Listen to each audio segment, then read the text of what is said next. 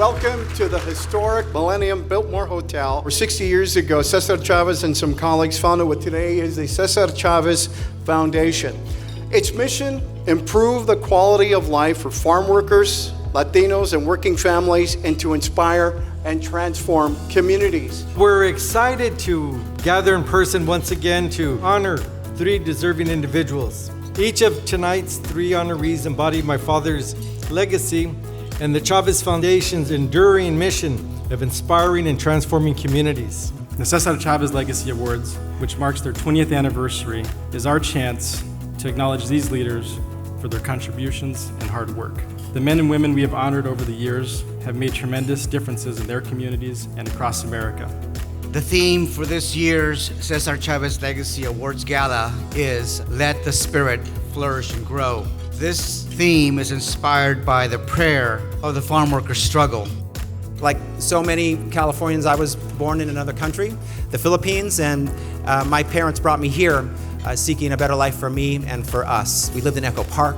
My parents started working for the United Farm Workers of America. They started collecting signatures. We were invited to La Paz, to the headquarters of the UFW movement. And my dad worked in the front office with Cesar Chavez. He helped set up healthcare clinics for farm workers in California, in Florida, in other places. My mom helped with the preschool. One of the things that always stood out for me was the commitment to the us, to the togetherness, to the success of the group. If we fight, we're gonna win, and we will win one day.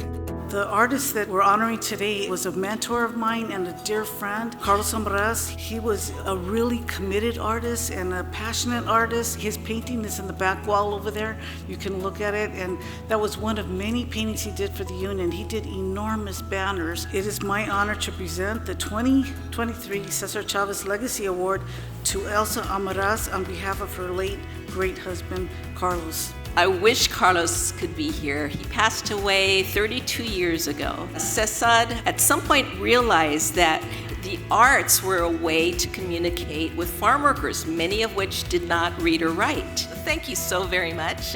Carlos, si se puede!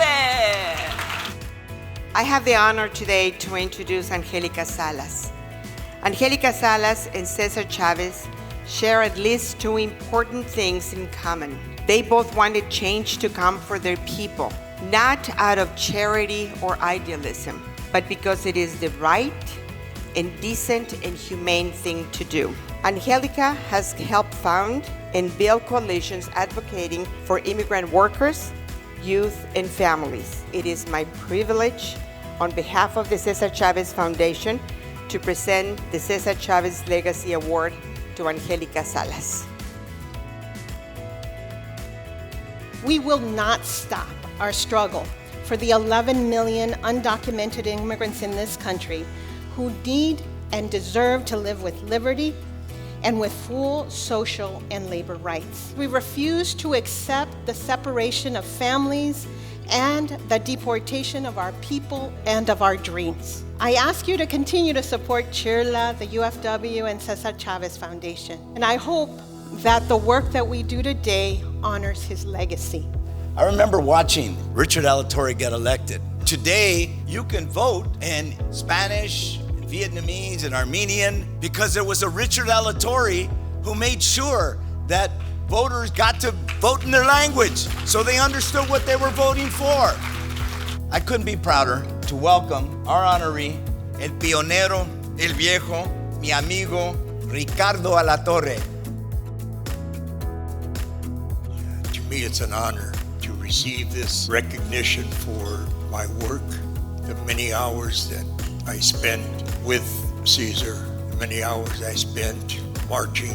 One of the things that I take great pleasure in was the fight that ultimately was successful. To me, it was one of the great times in my life. Thank you very much. It is really my honor to be here with you today to be the keynote speaker. When I think of the legacy of Cesar Chavez, the legacy of his fight for social and economic justice, what would he say about today? I don't know if Cesar Chavez would have imagined 38 Latinos in the state legislature. I think that he would be proud of all of the people in this room.